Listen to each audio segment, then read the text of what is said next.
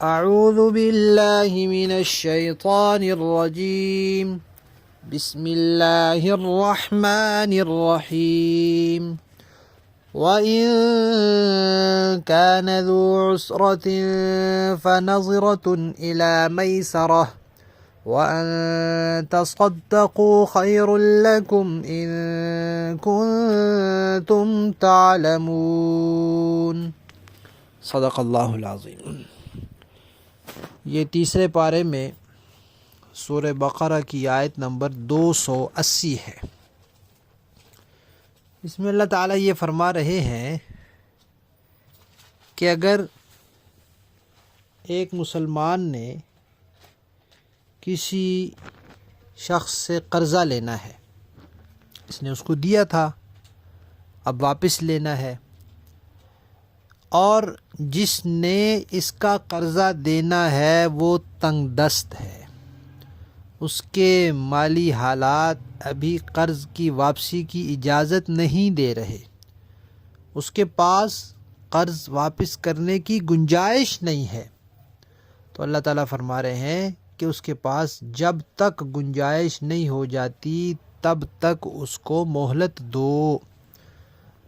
اور فقہاء نے لکھا ہے کہ یہ مہلت دینا واجب ہے، اس لیے کہ انسان کے اوپر جو تنگ دستی آتی ہے وہ اپنے اختیار سے تو نہیں آتی، اللہ تعالیٰ کی طرف سے آ جاتی ہے۔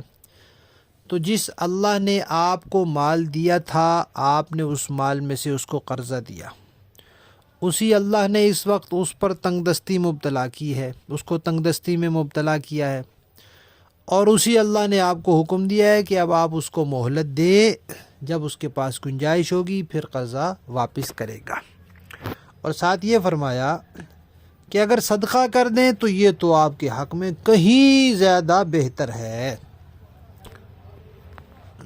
اور حدیث شریف میں آتا ہے کہ کسی کو قرض دینا ایسے ہے جیسے اتنا مال 2 مرتبہ صدقہ کیا ہو، اور بعض روایات میں تو یہ بھی آتا ہے صدقے کا ثواب 10 گنا ہے اور قرض دینے کا ثواب 18 گنا ہے۔ یہ اس لیے کہ عام طور پہ لوگ صدقے کو ثواب سمجھتے ہیں اور قرض دینے کو ثواب نہیں سمجھتے، حالانکہ دنیا کے اندر کچھ لوگوں کو اللہ تعالیٰ نے مالدار بنایا ہے اور کچھ کو اللہ تعالیٰ نے غریب رکھا ہے۔ اب غریب کو جب کوئی مشکل پیش آتی ہے تو اس کے پاس قرض لینے کے سوا بعض اوقات کوئی چارہ نہیں رہتا، تو اس لیے مالداروں کو قرضہ دینے کی ترغیب بھی دی ہے اور اس پر اجر و ثواب بھی سنایا ہے، اور ساتھ ساتھ شریعت نے ان کو منع بھی کر دیا ہے کہ جس کو قرضہ دے اس سے کوئی دنیاوی فائدہ نہ اٹھائیں۔ اگر وہ قرض پر کوئی دنیاوی فائدہ اٹھائیں گے، کوئی رعایت حاصل کریں گے، کوئی منافع حاصل کریں گے تو وہ سود کے زمرے میں آئے گا۔ لہذا مالداروں کو چاہیے کہ جہاں ان کا دل مطمئن ہو قرضہ دیں، اگر وہ تنگ دست ہو جائے تو اس کو مہلت بھی ضرور دیں، اگر معاف کر سکتے ہوں تو معاف بھی کر دیں، اور اللہ تعالیٰ سے خوب اجر و ثواب حاصل کریں۔ بسم اللہ الرحمن الرحیم، نحمدہ ونصلی علی رسولہ الکریم، اما بعد۔ نبی کریم صلی اللہ علیہ وسلم کا ارشاد ہے کہ بے شک بندہ دوزخیوں والے کام کرتا ہے، یعنی کفر پہ چلتا ہے، اور آخر میں ایمان اختیار کر لیتا ہے تو اس طرح وہ جنتی ہو جاتا ہے۔ اور کوئی بندہ جنتیوں والے کام کرتا رہتا ہے لیکن آخر میں کفر اختیار کر لیتا ہے تو اس طرح وہ دوزخی ہو جاتا ہے۔ پھر فرمایا کہ بات یہ ہے کہ اعمال کے فیصلے ان کے خاتموں سے تعلق رکھتے ہیں۔ ایک مسلمان کو موت تک پوری طرح فکر مند رہنا چاہیے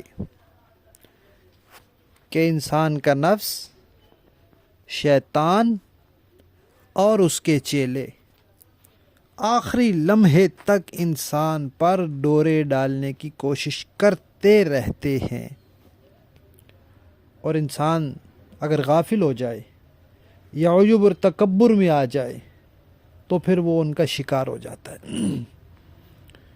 اور جو انسان اپنی کی ہوئی نیکیوں پر فخر میں، غرور اور تکبر میں مبتلا نہیں ہوتا، بلکہ ان کو اللہ کا فضل اور کرم سمجھتا ہے، اللہ کی توفیق سمجھتا ہے اور ڈرتا رہتا ہے، کیونکہ ایمان نام ہے امید اور خوف کا۔ تو وہ اللہ کی رحمت سے امید بھی رکھتا ہے لیکن اپنی کوتاہی سے ڈرتا بھی رہتا ہے۔ تو اسی امید اور خوف کے ساتھ وہ نیکی کے اعمال کرتا کرتا بالآخر وہ اسی نیکی کے ساتھ دنیا سے چلا جاتا ہے۔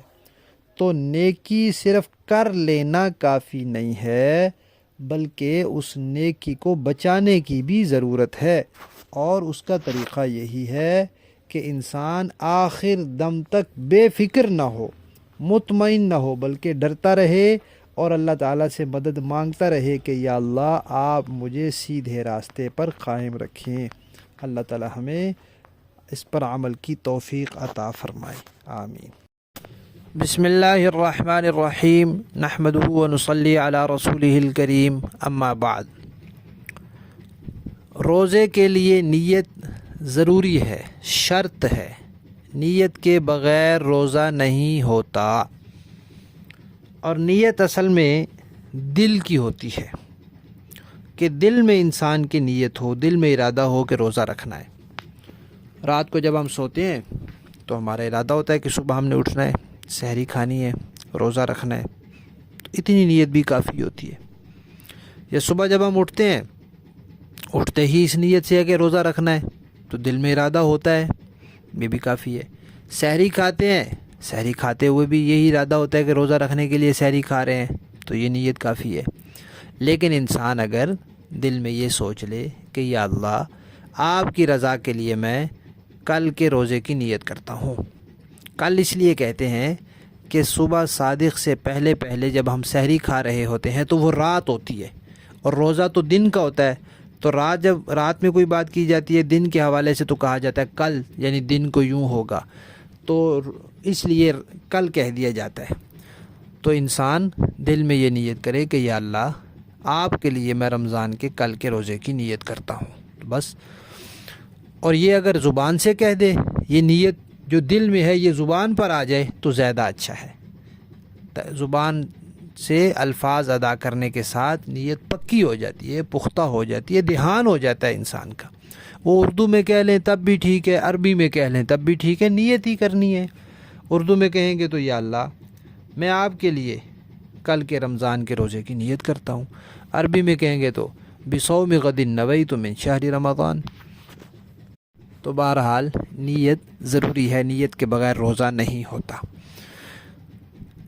ہونا تو یہی چاہیے کہ رات سے انسان نیت کر کے سوئے، یا صبح سحری کھائے تو اس وقت نیت کر لے۔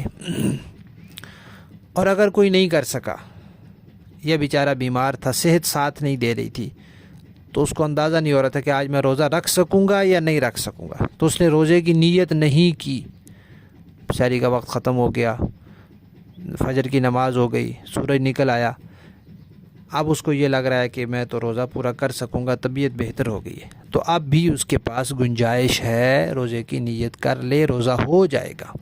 یہ گنجائش کب تک ہے اس کے پاس؟ نصف النہار جو ہوتا ہے، زوال کا وقت، اس سے 1 گھنٹہ پہلے تک۔ اس کو نکالنے کا طریقہ کیا ہے کہ صبح جو صادق کا وقت ہے، مثلا 4 بجے ہے، اور آفتاب سورج غروب ہونے کا جو وقت ہے، غروب آفتاب، وہ مثلا 6 بجے ہے، دونوں کو گھنٹے شمار کر لیں، یہ 14 گھنٹے بنتے ہیں۔ 14 کا آدھا کر لیں، وہ 7 گھنٹے بنتے ہیں۔ تو صبح 4 بجے سے 7 گھنٹے بعد تک آپ کے پاس گنجائش ہے، یعنی 11 بجے تک گنجائش ہے، روزے کی نیت کر سکتے ہیں۔